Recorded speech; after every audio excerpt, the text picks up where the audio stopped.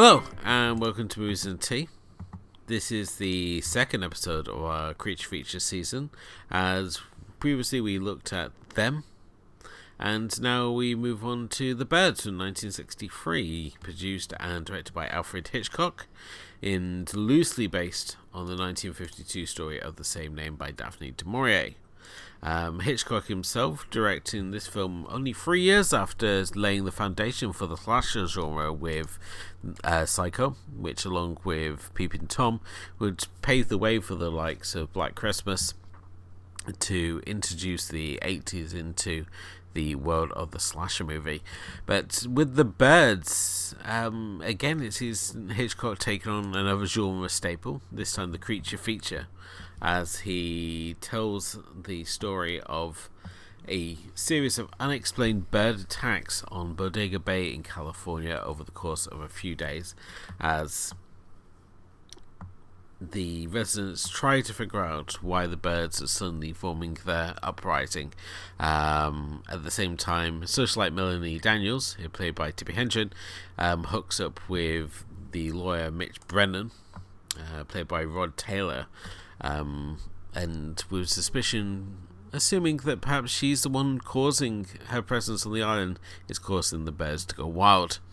But certainly a noteworthy film on Hitchcock's filmography, and one which has certainly had carried its legacy, much like Psycho, over the years to become one of his favourites and probably one of his most well-known films, up there with the likes of North by Northwest, Rope, and Vertigo.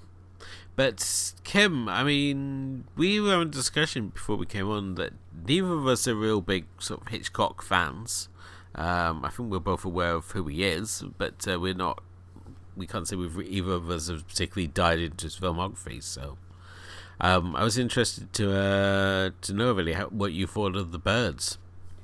Well, I mean, I think that, also before we discussed was The Birds was something that we both had seen prior one time, but it's kind of still a little fuzzy. It's been a long enough time for it to be fuzzy. In the rewatch where for me watching this, I felt pretty much like it was a new movie. Like I had never seen it before. Basically, I didn't remember much of anything except for the iconic scenes, I guess, right? Yeah, of course. But I mean, The Birds is really really good in the sense that it's not your creature feature, and I think that when previously to this as well, you also sent me the trailer of this, which was really, really fun. And it brought up a really good point, like a lot of really good points that kind of like anchor into this film really well, but at the same time still didn't give away the movie. And the movie itself is basically anchored on this whole mystery of why the birds are revolting. But at the same time, it's just, I don't know if we actually ever get an answer. And I think that's the whole suspense behind the whole thing is, what started this. And, it's basically like an everyday creature. It's not like, I don't go and jump into the water every day and, expect a shark attack, right? Or go to the tropics and expect like a anaconda attack or something like that, right? But you go into this movie, but birds are everywhere around you, and they bring up a really good point, and that really induces the fear is that if the birds were, I think one of the characters who talk about it talks about like being, I forgot what the term is for someone who studies birds. As just basically, if birds and all the species of birds were to revolt, there would be no surviving it. Because, birds exist everywhere. I look outside the window and there's, I had noisy cardinals on New Year's Day, So basically, it's a really nice concept because I think that the thing that induces fear the most is the thing that you least expect, and the things that are in your everyday life that you don't expect to be harmful. And when Hitchcock kind of flips it around, and obviously it's Daphne du Maurier's idea, but when you use this concept and this premise and then you flip it around into something being scary, it's like taking your basic everyday thing and changing your point of view on it, like adding some sort of danger to it. And I think that that's what makes this work the most. Yeah, definitely. So, I mean, you mentioned already about the trailer, and I love the trailer because it doesn't actually show any real footage from the film at all. It's just Hitchcock in his usual charming way saying, "Oh, I'm going to be presenting this lecture about the birds," and at the same time, like highlighting all the many ways that birds would have the right to be pissed at humanity. Hitchcock himself actually had a fear of birds, so in many ways this plays into his own personal fears and dislikes of birds. And with when we look at this film, I mean, obviously this introduces us to Tippi Hedren, who Hitchcock is well on record as having a bit of an obsession with, much like blondes. He loves blondes in his movies. So the couple of the usual Hitchcock and traits in there. You've got, as I said, we've got blondes. We've got his wonderful cameos, because like Tarantino, he likes to work himself into his own movie, often really clever cameos. In this one, we see him walking two dogs out of a pet shop. It's not like Tarantino's "look at me" cameos, that's for sure. One of my favourite ones is he cameos as a before and after model on the front of a newspaper for weight loss. This just held up randomly in front of the camera because one of the characters is reading the newspaper, and you see on the front it's got this advertisement for weight loss powder, and it's like he's like the before model. And we obviously have the MacGuffin, in which case obviously is just the birds, who, and with this one, I mean, there's some really clever filmmaking tricks in this, which you don't really realize until you watch some of the behind the scenes stuff, and they talk about how they were shooting like some of the footage here, and for example, like when we see the scene of like the crows on the climbing frame, there's only about 3 or 4 real crows. The rest of them are all cardboard or stuffed. But your eye goes straight to the movement on there, and it sort of fills in the blanks that the rest of them are there. There's another shot as well where Rod Taylor is opening a door which isn't there, but it's all just done with the light, so we assume there's a door there. So there's lots of really clever tricks in this film, and I think it's what raises it perhaps being above our usual sort of creature feature fare. And I think, as I said, when you're watching this movie, I think, do you think like the fact that we have a director like Hitchcock behind the camera on this one, that it sort of raised it up in the same way that like Spielberg raises Jaws up from being just another shark movie? I think so. I mean, there are some, because it's hard for me to judge a film based on, the master of suspense, which Hitchcock is known for. Because I've only seen like 2-3 movies of his in like 60 almost 70 film credit type of director. So you're talking about a lot of movies in a man that I don't really know too much about, and so I think that it does, but at the same time I can't pinpoint exactly the things that he's doing really, really well, but I just think that the movie as a whole is very enjoyable. Maybe like a lot of the, I don't know, these type of like tangents of having the romance bit in there feels a little bit weird at times. Oh yeah, definitely. Yeah, like those things feel very, very odd, because it's like one moment they're like this, and it's like next moment it's like, oh, they're in love, like type of thing. It doesn't make really a lot of sense in that sort of plotting, but also the film doesn't put a lot of focus on that. Their focus is really, really on the birds that are surrounding them, and the attacks, and the different places that they're attacking, and basically the characters as they try to get away from it, right? As the attacks kind of get more and more intense over time. Yeah, I'd definitely say the first 40 minutes of this movie are really weird. Because obviously we open in San Francisco, where we've obviously got Melanie, so Tippi Hedren's character, meeting Rod Taylor's lawyer Mitch, and they meet in this bird bird shop, and he's there looking to buy some lovebirds for his sister's birthday. And he basically recognizes her because of she was in court regarding a practical joke that went astray, but we're never actually told what she did. So it just there's all these like odd bits and pieces we find out about her, that she like attends all these different courses in college and she has different jobs and she likes playing practical jokes. These odd bits of information we get about her character, but we never actually get anything like concrete of what she actually does. I don't know. There's that one situation that they did where the mom brings it up, where they saw in the news about her jumping into a fountain in Italy or something like that. And that was one of the more detailed things. Whether that was the cause of why she went to court, I don't really know. Like, I got a bit lost in that plot. But I think it's just really a plot point to show like the type of character she is, that she's, you know, very daring but also misunderstood, because she goes along and, you know, talks about it that, oh, this, you know, this wasn't exactly what happened, and it was kind of like a rival newspaper who wrote about them, you know, type of thing. Yeah, of course. But the actual shots of the pet shop are pretty wild. Like, when you look at the selection of birds they got like a toucan.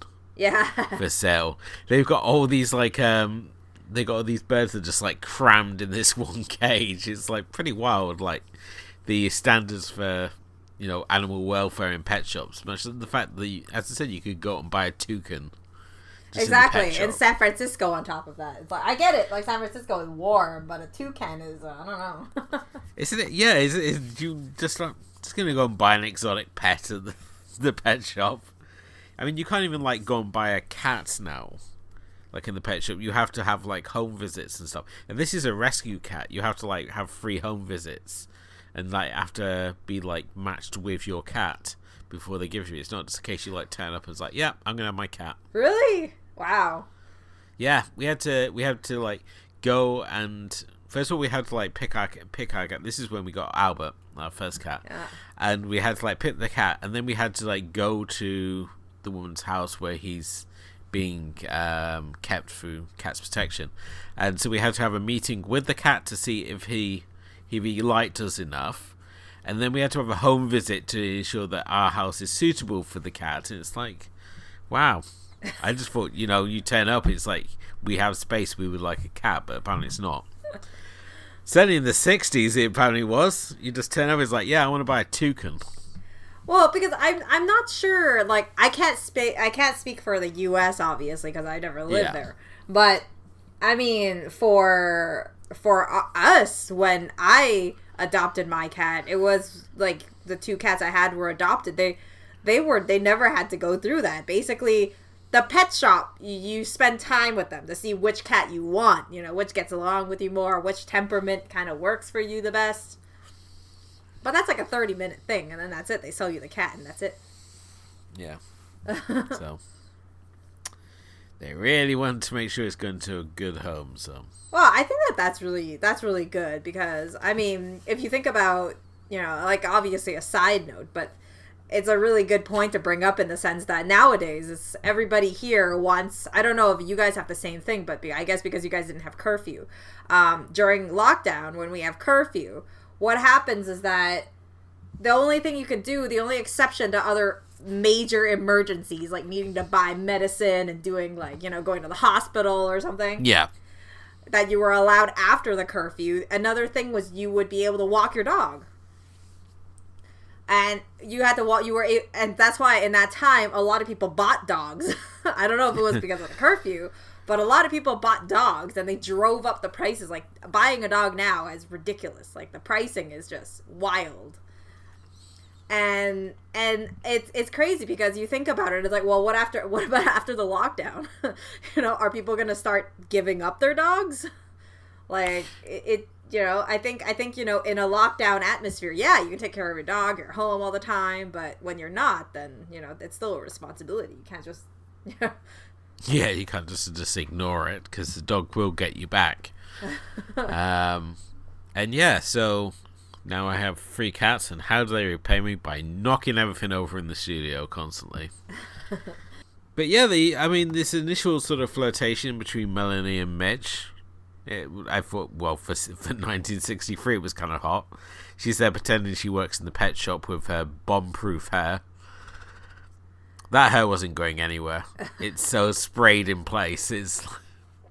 Oh, but I think that, their first encounter was very natural. And even up to the point where, she wittingly type of like is able to find him and trace down where he is and whatnot. A little creepy, okay?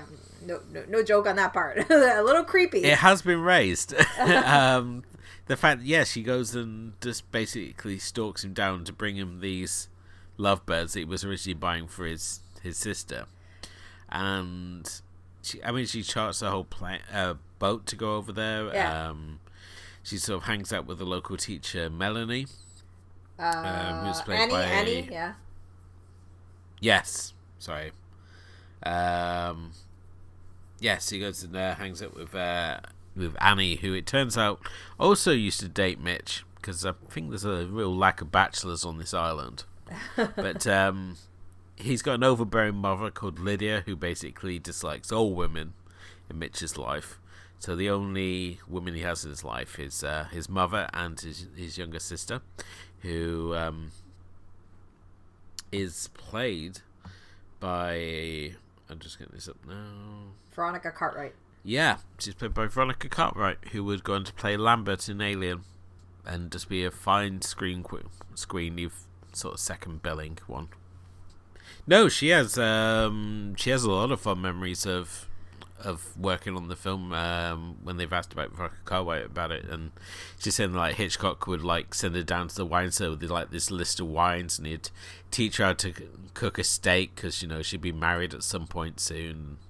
It's good to know how to keep a nice home, and he was just like a very kindly like uncle figure to her, and he would like explain any questions she had about how they were like shooting the film and stuff. He would like happily answer all her questions and that. So, but she has a lot of happy memories and talks about like how they were. There's scenes where they're supposedly running from the birds, how they had them on the treadmill and they would just constantly keep shooting it faster and faster, but they would get to the point where the treadmill was running so fast they would just basically fly off the end like bowling pins. So. But she would have like bird seed in her hair so that these trained birds would like fly down and peck it. And amongst because they had a number of like trained birds, they had a seagull that was like wired up so it couldn't like fly off and peck people, and they also had a couple of trained ravens, and one of the ravens, which it seems to be a raven trait, was kind of starstruck and like really liked having its photo taken with like various cast members, including Tippi Hedren. There's a number of photos of her with this raven, and they trained it so it would like come and peck you and stuff. But the ravens that they had on the Crow City of Angels also were very starstruck as well. There's one crow that liked doing all the close-up work. So I don't know what it is about ravens and crows that just like the attention.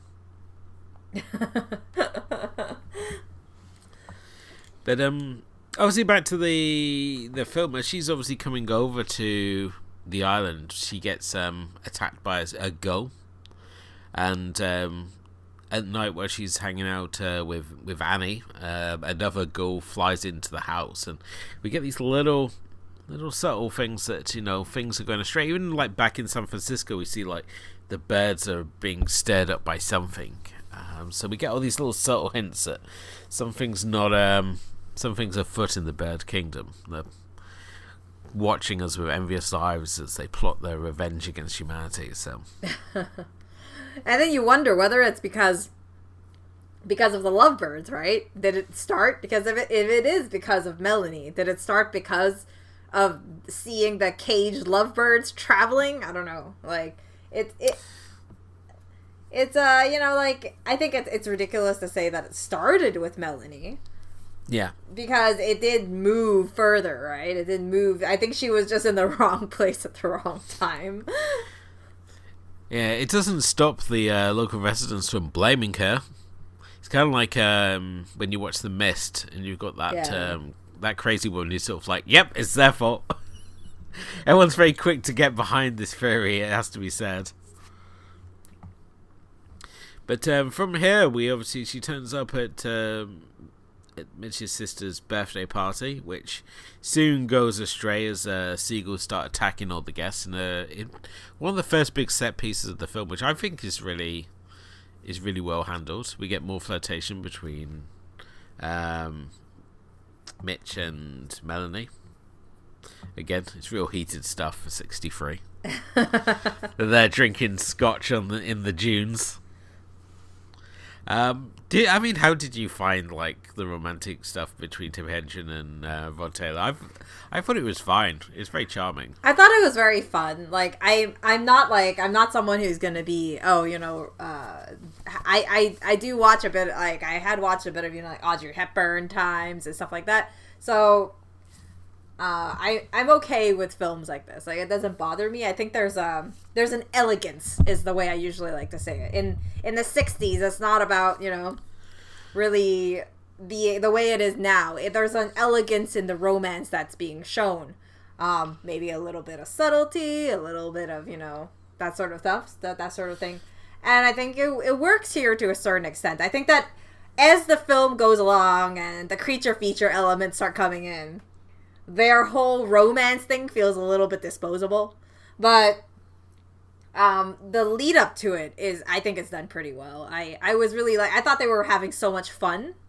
Especially it's like I said before, I didn't finish my thought, but I was like, when she's going and she tracks him down and like going to the boat and chartering the boat to the place and kind of like doing this whole thing.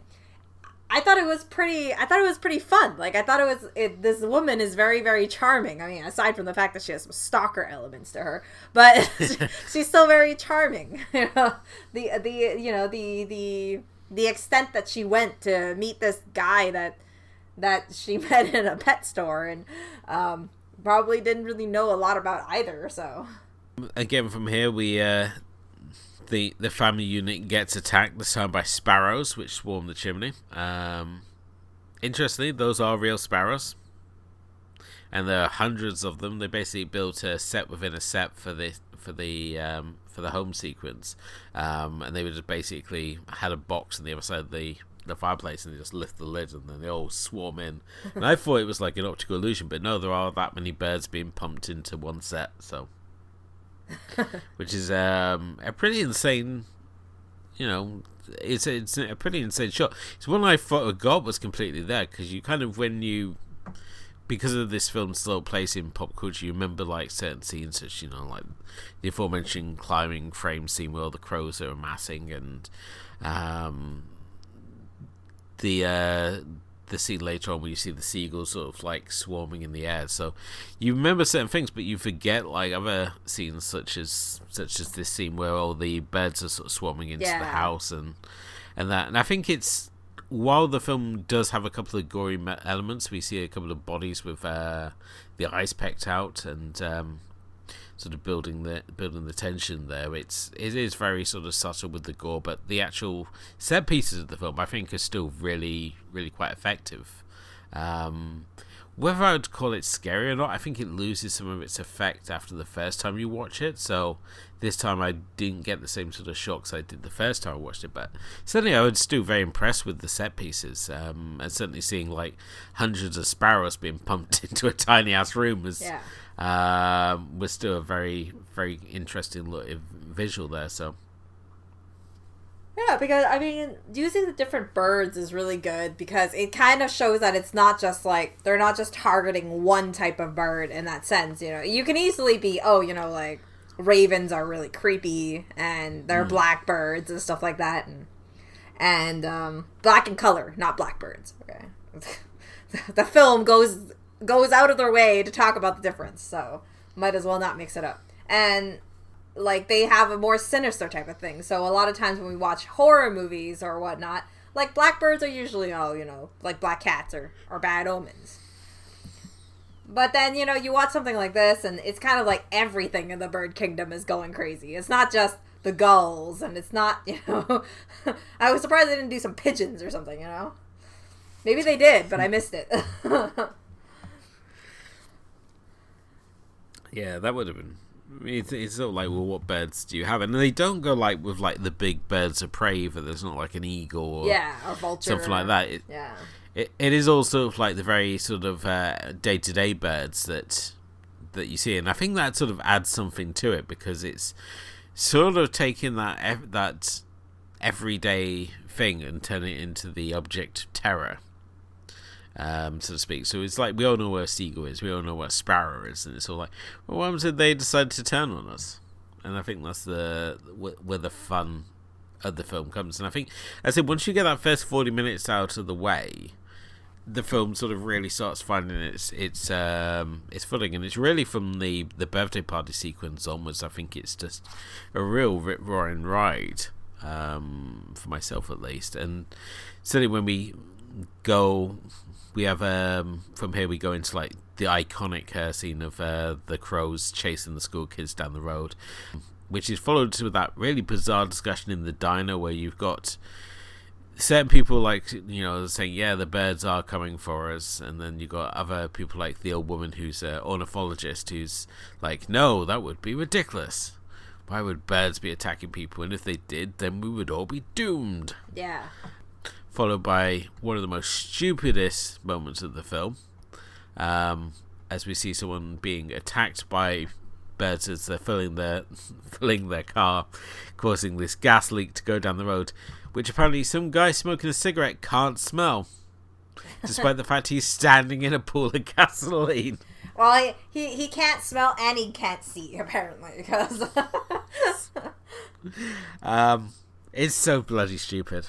But it's a fun chaos scene, and we get to see some explosions there. And we also get to see a scene which was homaged in The Simpsons, where she's in the phone box and the gulls are flying against the window. And there's a scene in the Simpsons where you got Mo Man and he's at the bird sanctuary, and he's like, oh no, we need a big seed ball. He's like, no, that won't do, we need a bigger one. There's also a really amusing shot of the guy in the car with the seagull in the back that seems to be like an irate passenger. Which also made me laugh. Just that whole scene is so stupid, but I'm surprised it got kept in. But I think that's the thing, is that a lot of these scenes is, I'm not sure if Hitchcock really meant to be like, oh, super creepy, in the sense that like I think there was still a little bit of, maybe it was the style back then. I mean, like I said, I'm not really well versed in anything before, I don't know, the 80s or something like that, other than Disney movies. So, but I mean, it could be the style back then, and that's the thing, is like there's like, in a creature feature, what defines a creature feature? Like, how serious do we want to take that? And that was a discussion I recently had about shark films on the Deep Blue Sea podcast, about, shark films being like, do you prefer them being realistic, or do you prefer them being a bit goofy, like farther, more, imaginative, basically.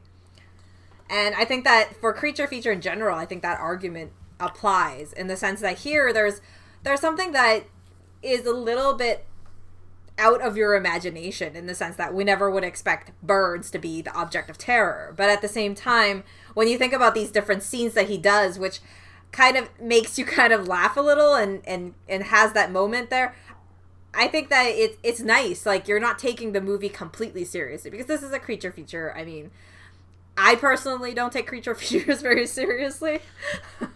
So I appreciate some scenes that, are meant to, maybe they're not meant to be. I think for some people watching this, they could be terrifying, but at the same time, it could be kind of, but at the same time, it is kind of goofy. and then you can get some, it kind of loosens up the tension a little bit. Yeah, I mean, the effects are of their time, so some of them, like, so when you see like the seagulls swarming, because I mean, that's why, like, again, Hitchcock established the fact that many of these birds are drawn to fire. Yeah, no idea why, but they apparently are. So when you have the gasoline explosion, it's sort of like a case of like, oh no, this is going to draw the birds, and then we see them. It brings like a big swarm. Yeah, which is a really cool sequence, and especially I love the fact that we're seeing it from so far up. It reminded me, it made me wonder if it was like an inspiration for the similar scene in Romero's Night of the Living Dead, which we see more clearly in the remake of Night of the Living Dead, which is the same scene where we've got like the gasoline explosion. Right. Because we have a similar sort of flame trail there and all the chaos erupting around it. But basically they then go and hold up at the family home. But the crows obviously decide that they're going, despite the windows being boarded up, that they're going to still try and break in. And again, more movie magic there with the door, which they basically fitted bird beak prosthetics onto the end of hammer and just had like production crew hammer away at the door to simulate the birds trying to break through. So movie magic. Yes. But yeah, I think the siege sequence at the end, I think, is again really well done, especially with the fact that the girl you don't think's going to be sort of scathed ends up getting sort of like the worst of it when she stumbles into the attic. So yeah, for sure. I mean, it kind of breaks the logic of you know, the normal concept of creature feature, where, you know, or even back then horror, where you have the scream queen type of feel, and you never expect them to be in the middle of, you know, being, they get caught in the mess usually, but they never seem to get hurt too much. They always seem to be able to escape. Yeah, and it's weird as well, the fact that after she does get attacked, that the mother Lydia is willing to then accept her. And it's sort of like the fact that she's been a bit scarred up and stuff. It's like she's no longer this alluring beauty, because she's just suffered a bird attack. So it sort of like removes some of the threat from her, because she seems like quite caring towards her, almost like motherly towards her. And I just wasn't sure if that. I think that's the thing. I think that deep down, this is kind of like a nod to what they were talking about in the beginning, because I mean, when, like, obviously I've never read the book for Daphne du Maurier, but I know that she's really great at building characters. And I mean, I've only read other book, and that's Rebecca, and I remember that being a really like character focused type of story. And in this one, you know, you spent time in previous conversations about Annie talking about the mom being kind of like, oh, you know, she doesn't want her son to be kind of, you know, to kind of leave her.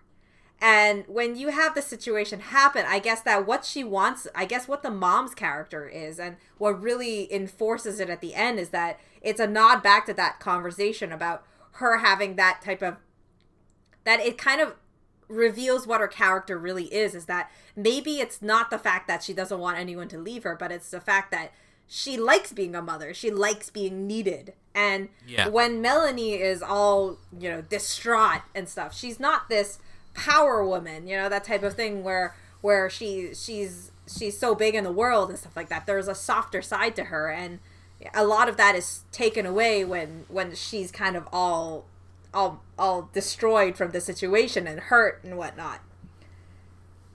And I guess, you know, in some ways, because she didn't wake anybody up, she kind of took the fall for someone else in the family. Imagine someone had gone instead of her. Yeah, she took the initiative, and look where he got her. It's quite amazing. I mean, when you look at like the final scenes of the family just walking out past the like hundreds of bears that are just outside the house and stuff, and the lovebirds are the only birds that don't become aggressive throughout this whole thing. Like the chickens stop eating, and as I said, we see the sparrows and the crows and the seagulls all get their revenge in whatever way. And there was supposed to be another shot at the end of this film where we saw the Golden Gate Bridge, and it was like the climbing frame, and it was like covered with crows. But unfortunately, due to the production costs and just the time, they didn't have a chance to shoot it. So that would instead we end up with this sort of very open-ended sort of ending of them just driving away, and we hear obviously on the radio that there's been further bird attacks in nearby communities, and that the military are going to intervene to solve this issue. And For myself, I like that sort of open-ended ending. I mean, The Mist originally ends with them just driving off into the mist. We don't have the, terrible ending. Yes, I know. The ending, which I know there's a lot of people out there who really love it, but I never felt they deserved it, and the ending did me in. That's the thing. Is like, I was fine with The Mist. I know we're not talking about The Mist, and we'll get to The Mist one day. But it's similar in many ways when you look at this finale though. But yeah, please carry on. Yeah, but I mean, like, The Mist was one of those movies where I get I get that why some people think that that ending is fine. I just don't like movies like that. Yeah, I just think movies like that is just, it just kind of like annuls everything. It's like that happened and then the big ending. Twist on a twist, type of thing, and you're like. And you're like, you can't help but to kind of swear at the TV a little when you do that. It's like, what a waste of time, type of thing.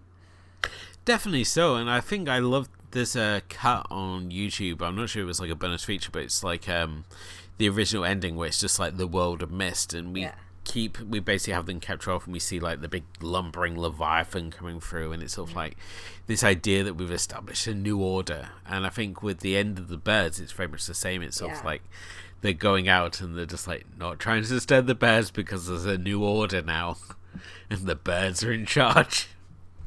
But I think that I think that that's such a great way to end it too, because throughout the other scenes there had been moments of like this where obviously not with the great amount of birds that was at the final scene, but it still had that moment that, they were there, they were stalking, like what's going to trigger them, what's going to get them to, chase after you, sort of thing.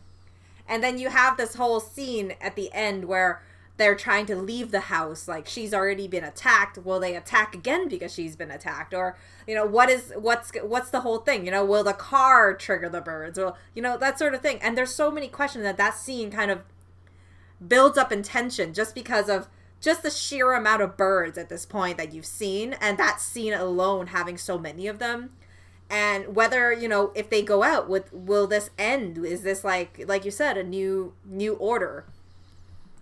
And this is like the new world now. The birds are running the world.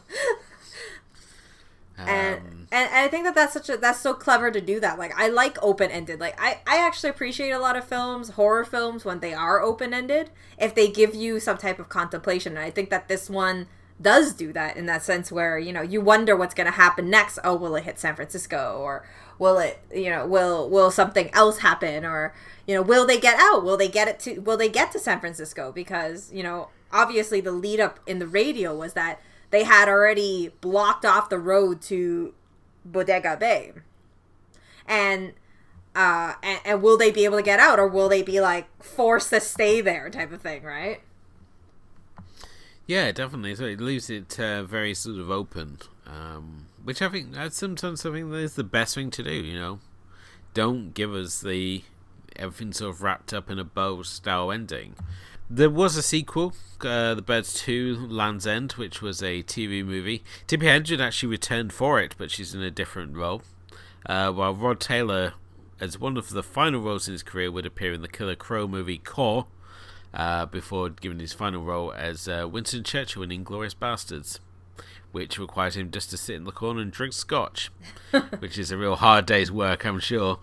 Yeah, I mean, as I said, this is only the second time I watched it in a very long sort of time.